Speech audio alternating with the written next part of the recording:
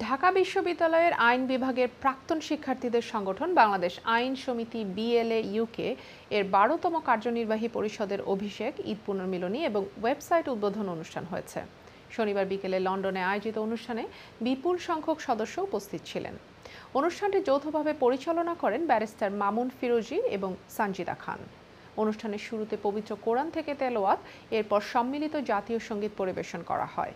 বক্তব্য রাখেন ব্যারিস্টার মোহাম্মদ মুজিবুর রহমান এবং অ্যাডভোকেট মাহমুদা চৌধুরী। অনুষ্ঠানে নবগঠিত কার্যকরী পরিষদের সদস্যদের স্টেজে এনে পরিচয় করিয়ে দেওয়া হয়। বিশেষভাবে সম্মানিত করা হয় barrister solicitor Nazir Uddin Chowdhury, barrister solicitor MQ Hasan এবং ব্যারিস্টার এনামুল হককে। অনুষ্ঠানে আগতরা সাংস্কৃতিক অনুষ্ঠান উপভোগ করেন।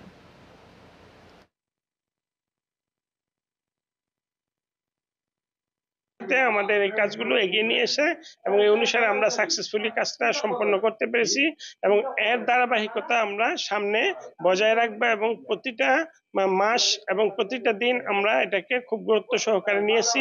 প্ল্যাটফর্মে নিয়ে যেতে শুধু ইউকে তে না, অস্ট্রেলিয়া, আমেরিকা, সেখানেও আমাদের সদস্যরা আছেন। সো বিএলএ ইউকে কে শুধু বাংলাদেশে বা ইউকে তে সীমাবদ্ধ না রেখে এটা বিশ্বব্যাপী ছড়িয়ে দিতে চাচ্ছে। এই বাংলাদেশ ল অ্যাসোসিয়েশন ইউকে, যেটাকে বিএলএ ইউকে বলা হয়, এটা মূলত ইউকের সংগঠন।